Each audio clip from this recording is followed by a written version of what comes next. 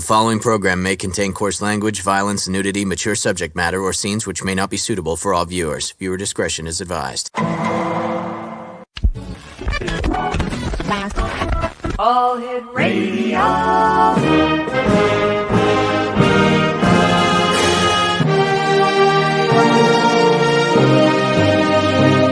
Welcome to the X Zone, a place where fact is fiction and fiction is reality.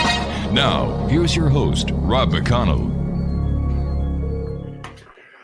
And welcome back, everyone. This is hour 2 of tonight's show here in the X Zone with yours truly, Rob McConnell, from our broadcast center and studios in St. Catharines, Ontario, Canada. We're going to be talking about a topic tonight that seems to come and go. It's a topic that I believe still needs to be fully investigated. And of course, that is the assassination of President John F. Kennedy. Joining me tonight this hour is George SCHWIMMER, and George is an author. His book that we talked about previously was on doppelgangers here in the X Zone, but he has a new book out called Murder in Dallas, and his books are available on Amazon.com. And now joining me is George SCHWIMMER. And George, welcome back to the X Zone. Thank you. Good to see you again. George, tell our listeners a little bit about yourself. Well, I'm 92 years old. God bless you. So I've got a lot behind me. I was, for the first half of my adult life, I was a theater director and college professor. And later on, I got involved with a lot of metaphysical disciplines like past life therapy. And because of that, I started writing. And then about 15 years ago, I started writing full time. All right, George, I have to ask you this very important question. What's your secret to longevity? One is my DNA. The second one is I haven't eaten any red meat for 35 years. I stopped smoking when I was 37. So I think all those contributed to it. Well, whatever it is, it works. You look great. You sound great. And thank you so much for joining us tonight, George. My pleasure. George, why the fascination with the Kennedy assassination? It's not really a fascination. It is a sense of responsibility. I feel, as do thousands of other citizens, that the truth has been hidden by the United States government for almost 60 years now, and I feel I have a responsibility. You know, I was very fond of John Kennedy, like most people. About 60% of the people were in love with him at the time. Sure were. And it's not fair. The other thing that's not fair is that Lee Harvey Oswald, who's not really Lee Harvey, was falsely accused, and it has been shown over and over again that he was falsely accused, and they still keep on saying lone gunman, 3 shots, Italian rifle, etc. Why was Lee Harvey Oswald selected to be the fall person for the Kennedy assassination? According to what I've read, the CIA was not happy that Oswald came home alive. And, when you send a spy to Russia and he comes back, the immediate suspicion is going to be he's a double agent. And so apparently they never trusted him. I believe Oswald himself believed that. And that's why they chose him as a patsy, because he was, they didn't need him anymore. He was just somebody they could throw away. So he was disposable. Yeah, he was disposable. Exactly. What was the connection, in your opinion, with Jack Ruby with the entire JFK assassination? That's a very gray area. I didn't go into very much research on that. But as you know, Ruby came from Chicago, and he started working with the the mob when I think he was about 16 or 14. He was something like a numbers runner. And so he was connected to the mob all of his life. Now, he was also, according to some sources, connected to the CIA. He was running guns to Cuba. And first he was running them to Castro, and then he was running them to the anti-Castro people. So there was this connection between the CIA and Ruby. And then, there were all these mobsters. Carlos Marcello in New Orleans, he knew him. And Ruby traveled a lot between Dallas and New Orleans, and he was looking for dancers for his two nightclubs. So there's this connection with the CIA, and but it's very difficult to see exactly how he was connected. He was connected. There was I didn't bother following because I wasn't following Ruby, but I remember reading that in the days or weeks before and after the assassination, Ruby phoned I don't know how many dozens of mob people around the country, and of course nobody has the slightest idea what he was saying to these people. But that in itself tells you what sort of a person he was. Why do you believe, George, that the U.S. government or the powers to be want to keep the real reason why JFK was assassinated from being known and being exposed to the public? I've been thinking about that a lot lately, and the most likely thing I feel at this point, I can't understand the people at the bottom. I can't understand people, who are, let's say, mid-level or slightly higher managers in the CIA or the FBI or whatever. I don't understand why they're doing it. But for the top people, I believe, particularly at this time in history, so many people in the country distrust government. I don't trust the government anymore. I stopped trusting the United States government after I started doing this research. If they can cover something like that up, you can't really trust the people at the top. So a lot of the average American at this point, as you know, feel they can't trust the government, and the government knows that. Right. So if they were to go and say, "Oh, okay, we're going to go and release this information," then a great many people would say, "Aha, I knew it." On the other hand, I feel if the CIA came out one day and said, "Okay, we just elected a new president. I'm a new CIA director. I think it's time that the real history of this country is known, and I'm going to reveal exactly what happened." I think the American public would appreciate it very much. They would appreciate the honesty of the new people. But the old people, they're just trying to protect their own backs. That's all. I guess this is a question that has been asked and will be thought about for many years to come, my friend, is why was JFK assassinated? Oh boy. Yeah. I made a list in both of my books. You can't say why because there were too many people involved.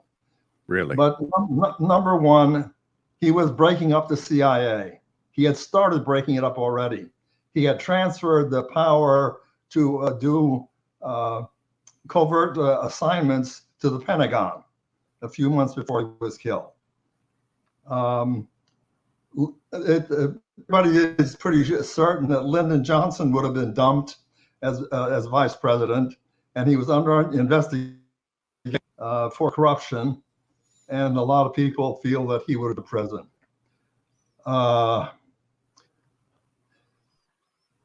There are the oil depletion allowance. The oil people hated him because he was going to eliminate or greatly reduce the oil depletion allowance. The Federal Reserve, Kennedy had printed $5 billion in silver certificates. And there was this, some people feel he would have gotten rid of the Federal Reserve and have the U.S. Treasury issue money instead of the Federal Reserve. By the way, a lot of people don't realize, but the Federal Reserve is not a government organization. It's a consortium of private banks. Okay. So, and the U.S. government is paying the Federal Reserve huge amounts of money. If we didn't have to go and pay the interest to the Federal Reserve, we would have no deficit right now. So there's a lot of other ones I can't remember all offhand. But the Pentagon.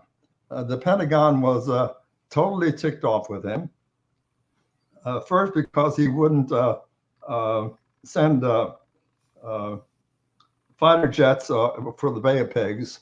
Then because he wouldn't authorize a second invasion. Then because in October, about a month before he was assassinated, he signed a presidential order telling the Pentagon to pull all the troops out of Vietnam, starting in November, the first 1,000, and then every month after that, 1,000 troops each month. I think we had about 16,500 troops at that time. And so he wanted them out by the time his term was up. And of course, that made the Pentagon very unhappy. And then Curtis LeMay, who was the chief of the Air Force, he wanted to atomic bomb Russia. If you can imagine that. And when Kennedy said, "Well, how many casualties do you think would result?" and he said, LeMay said, "Oh, I guess about 40 million Americans."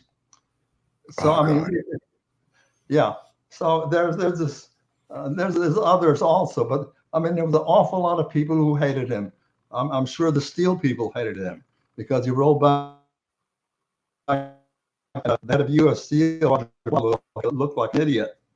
So there was no dearth of the mafia hated him because Bobby Kennedy was just seemed to go and destroy the mob.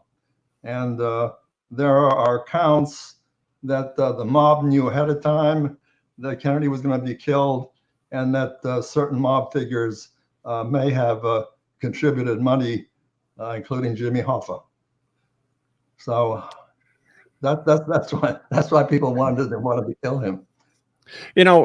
Speaking about Jimmy Hoffa, how long after the Kennedy assassination did Jimmy Hoffa himself disappear? And is there any connection between in your opinion, between his disappearance and any connection within the Kennedy assassination? I don't know. I haven't read anything about that. I don't know anything about it. I think there was a vague, I run across some vague mention, but I can't give you anything particular about that. All right, George, we've got to take our first break. Exxon Nation, Dr. George Schwimmer is our very special guest, 92 years young. God bless you, George. You look great. Keep smiling, buddy. We'll be back on the other side of this break. At Exxon Nation, George's latest book, Murder in Dallas, is available on Amazon.com, as well as George's other books. This is the Exxon. I am Rob McConnell. I'll be back on the other side of the short break with our very special guest this hour discussing Murder in Dallas, the one and only Dr. George Schwimmer. We'll be back. Don't go away.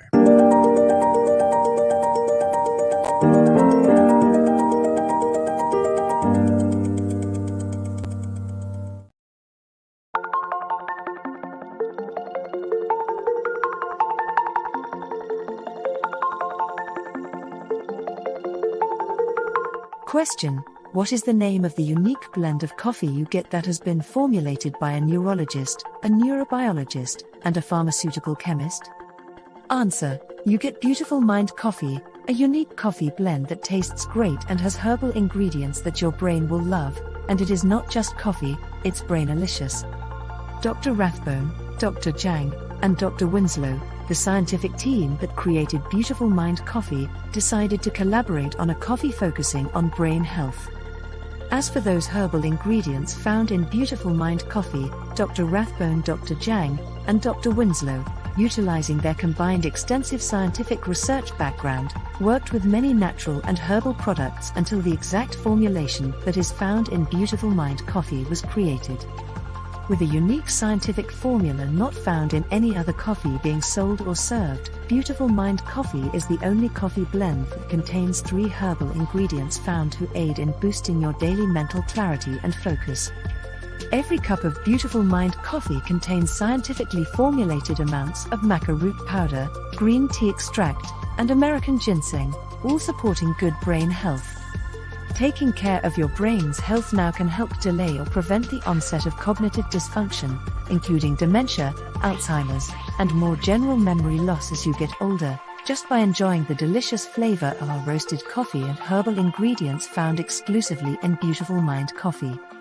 Did you know that cognitive dysfunction also refers to deficits in attention, verbal and nonverbal learning, short-term and working memory, visual and auditory processing, problem-solving, processing speed, and motor functioning? For more on Beautiful Mind Coffee, the 3 scientists who formulated Beautiful Mind Coffee, and more details on the 3 unique herbal ingredients in Beautiful Mind Coffee, visit www.beautifulmindcoffee.ca. Beautiful Mind Coffee is now available online at amazon.ca and amazon.com. To order Beautiful Mind Coffee, visit www.beautifulmindcoffee.ca today.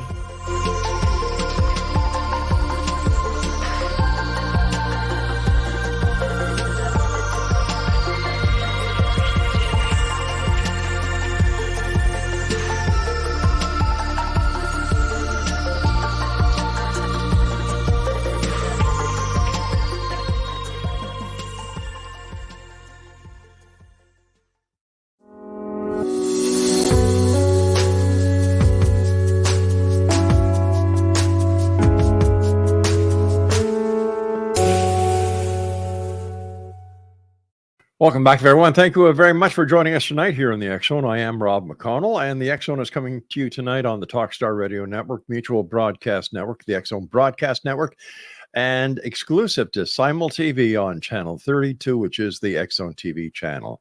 My guest this hour is Dr. George SCHWIMMER, and we're talking about George's latest book, Murder in Dallas. It's available on Amazon.com. George, tell us a little bit about your book. I didn't intend to write this. This was an accidental book.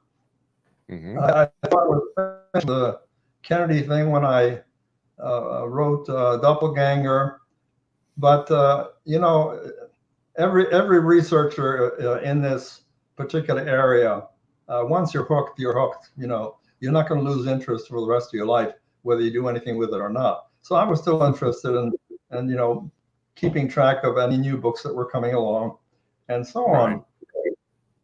And one day I noticed a couple of things.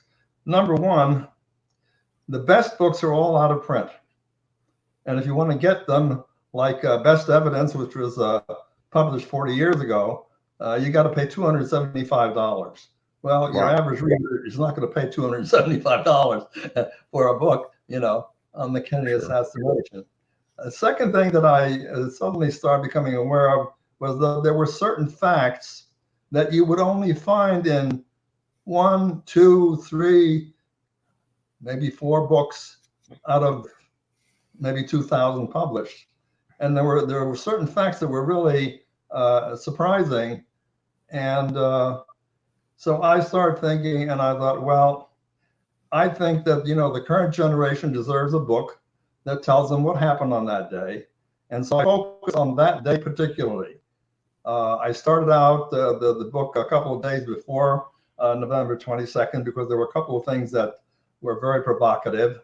And then, of course, the days after the assassination and with the murder of Oswald. Right. Yeah.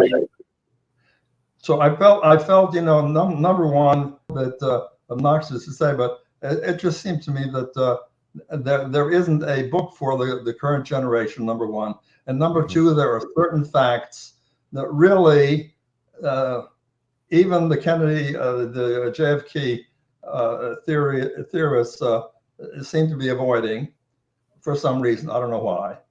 And so all of that put together, I thought, okay, I have most of the information already. I did most of the research already. I just needed to go and comb through the research to put the pieces together. Over the years, you've been quite vocal about your beliefs about the JFK assassination. Have you ever been targeted or threatened because of what you're writing? No, interestingly, I haven't. But I think that's because I self-published, and so there hasn't been a lot of publicity by a publisher trumpeting what's going on. But I think you know, there were cases where some authors never published their books because they were afraid of being killed. I mean, that's recorded. So, but I think that particular threat went away, as far as I can tell, anyway, after the turn of the century. And so I think about, you know, since 2000, I don't think that I haven't ever read or heard about anybody being threatened from that time on. All they were threatened previously.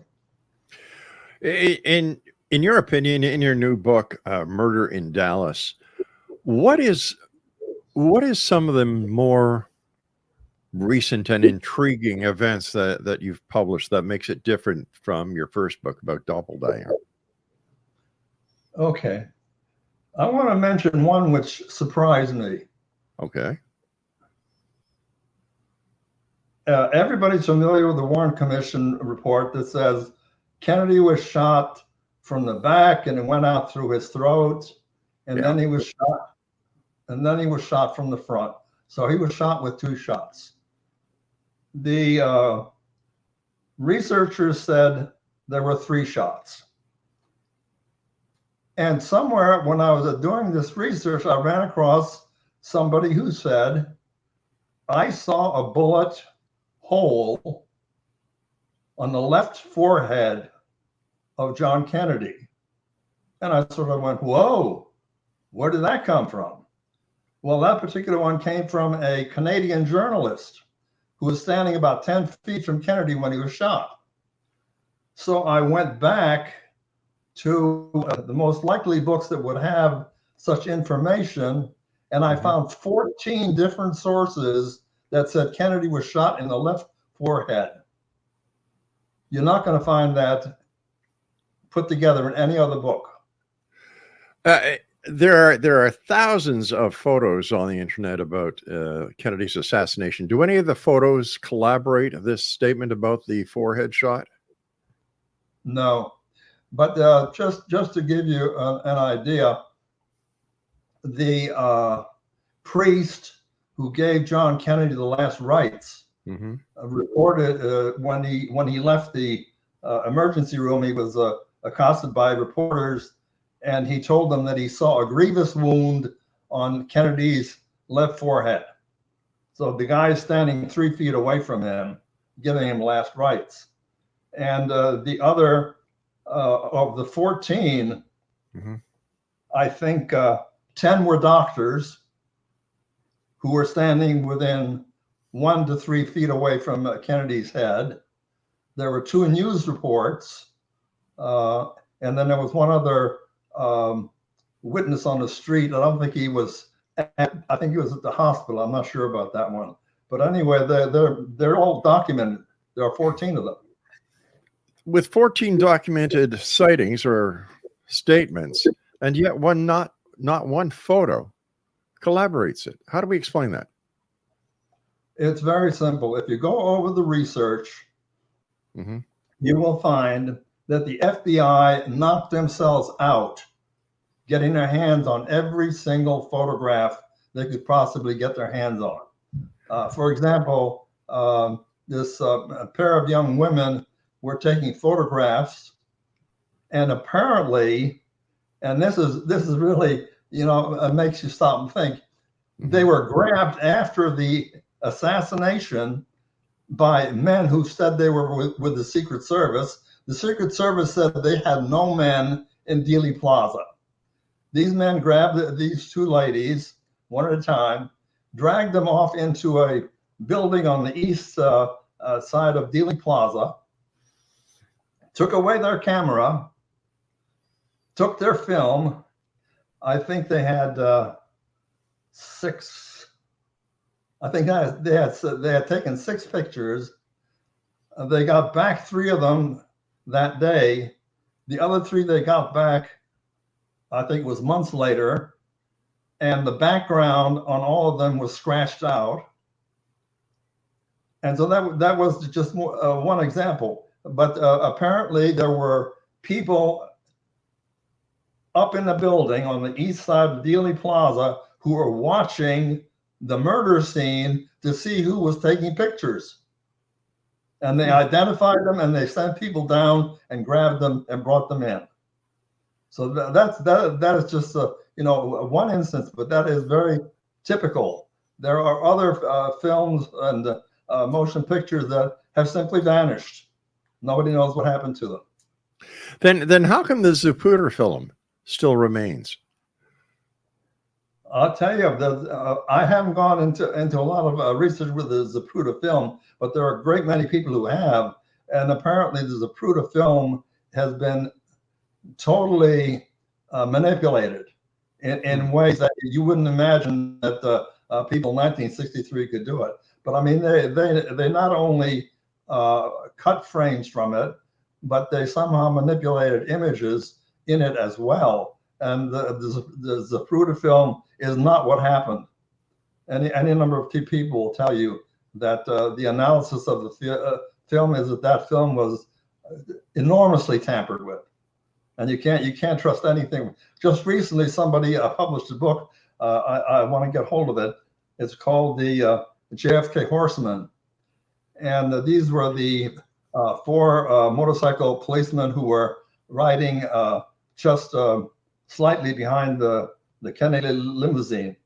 And they claim that the limousine came to a complete halt, and that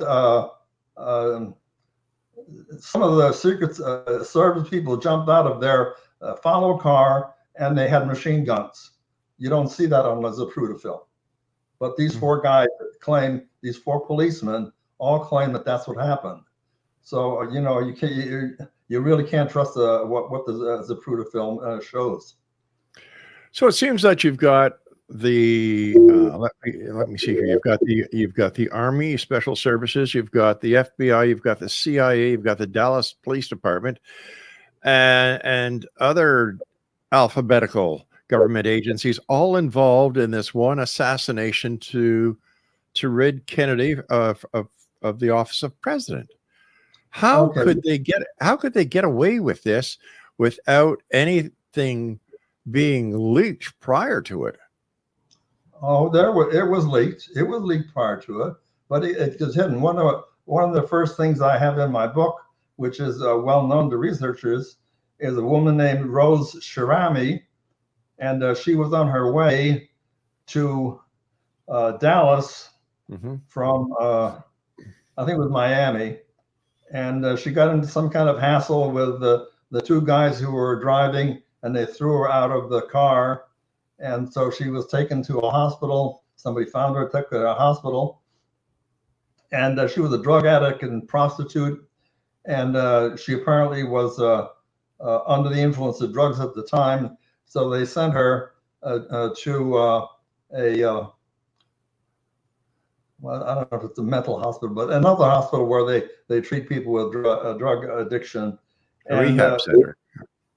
Well, it wasn't a rehab center. I can't remember what it was. But anyway, It was in Louisiana. And a state trooper took her there. And he asked her, well, what are you doing here? And what happened to you? Why were you going to Dallas? And her response was, let me see. Number 1, to get money. Number 2, to pick up my baby. And number 3, to kill Kennedy. And when she got to this rehab center or whatever it was, it was reported later that she told the staff also that Kennedy would be killed on Friday. So here is a prostitute, a drug user, and she knows that Kennedy's going to be killed.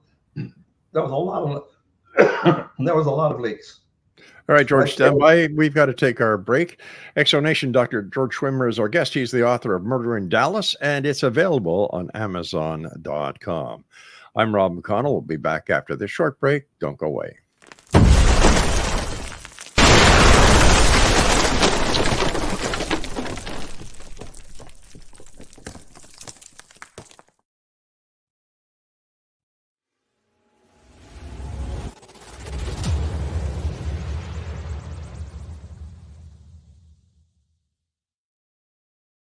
So I was watching the X Zone TV channel last night when I was abducted by aliens, and they kept repeating to me over and over again, simultv.com, simultv.com. What's simultv.com? That's what I asked them. They had it written on the side of their UFO. How do you spell that? UFO. No, I mean simultv.com. simultv.com. simultv.com. Right. simultv.com. Interesting that you were abducted by aliens in a simultv.com UFO last night. Oh, yeah? Yeah. Now that you mention it, I remember now last night I was awakened from a deep sleep. My great-grandmother was standing there. She said she come from the hereafter to tell me about simultv.com. She even spelled it out for me. simultv.com, sonny boy. simultv.com. simultv.com, sonny boy. Wow. Yeah. Guys, you'll never guess what my psychic guru just told me. simultv.com. Exactly. Are you guys psychic too? Of course. We all know about simultv.com. simultv.com.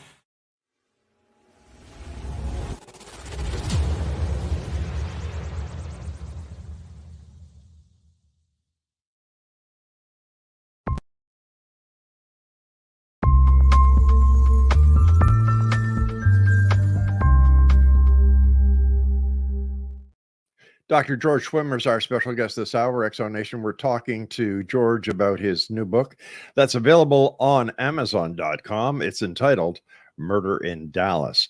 First of all, George, I want to thank you ever so much for joining us tonight. Always a great pleasure speaking with you. And like I said, my God, you look great for a young man of 92. Thank you. George, what do you want people to take away from after they read your book?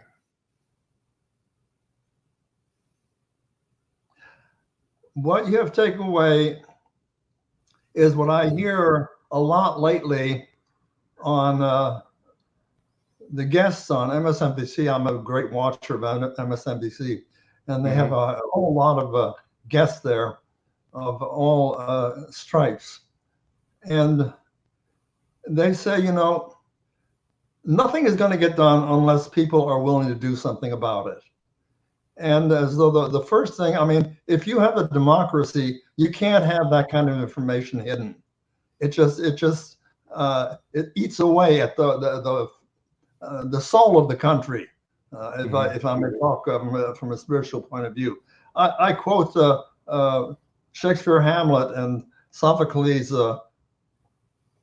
Oedipus, where in both cases the city or the country was infected, and all kinds of things were happening. They're having riots and epidemics, and it sort of made me think about the COVID right now.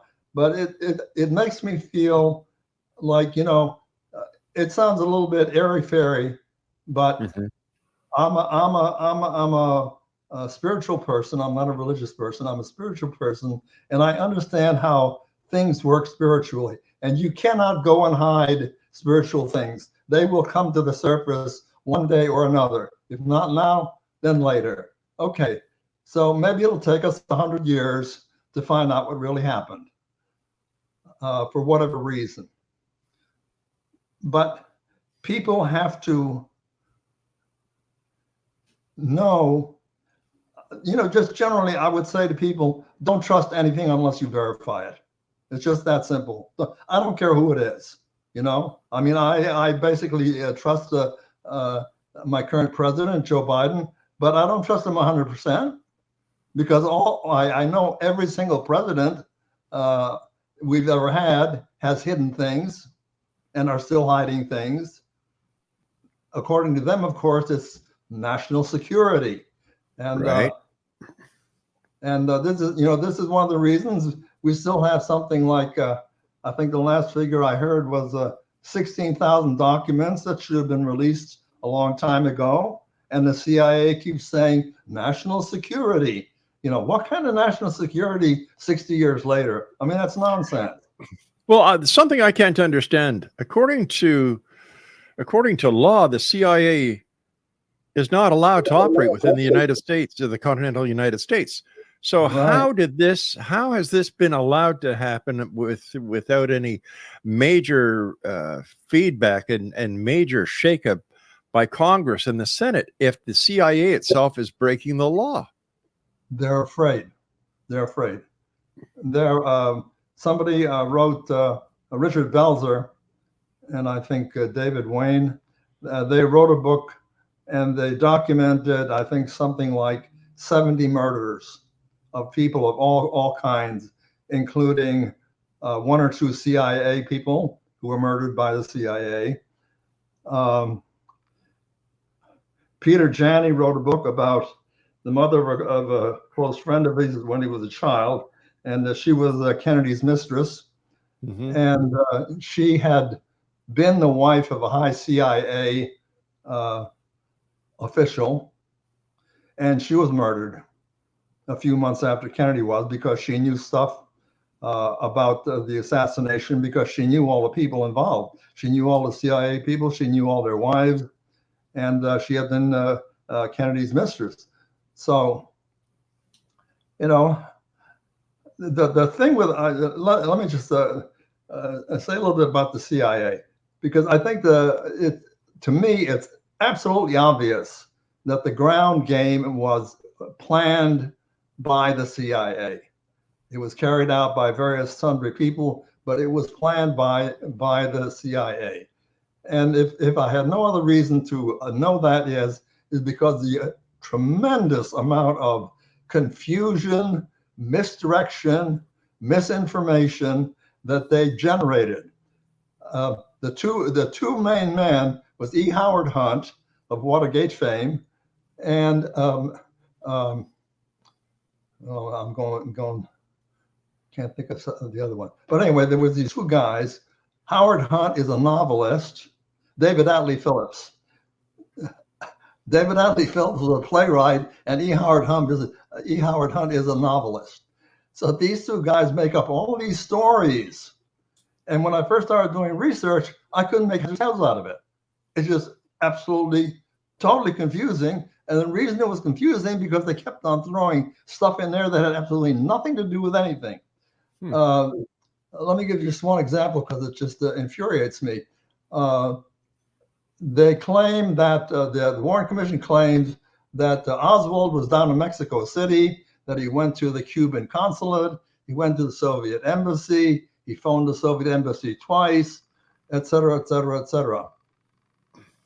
Somebody, I think it was Ramsey Clark, commissioned a study years later, and a 280-page report was handed in saying Oswald was not in Mexico City. That report is still classified, and nobody has been able to see it. Holy and cow. That's how they got away with it. That's how they got away with it. George, as always, whenever I'm talking to you, time goes by very fast. Quickly, what are your final words of wisdom for the X-Zone Nation tonight?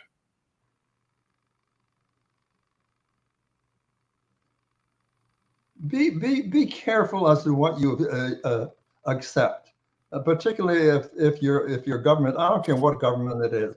If it can happen in the United States, it can happen in Canada, it can happen in France.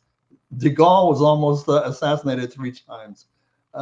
So it can happen in any country whatsoever. You can't accept anything having to do with life and death and control and power. I mean, these people are all obsessed with power and money. That's it. Nothing else exists. Power and money. And so you need to really be informed. You don't have to do a tremendous amount of research. If you go and check out on the internet, you'll find out which are the best books on the Kennedy assassination. Read a couple of them. You'll be absolutely astonished at the kind of stuff that isn't generally known.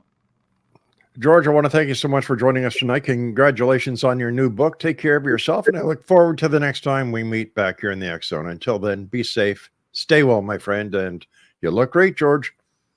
Thank you, Ron. Good night, my friend.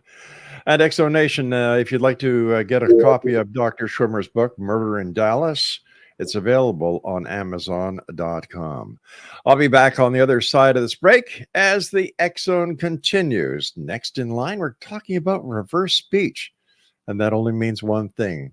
David Oates is my guest. We'll be back after the news, so don't go away.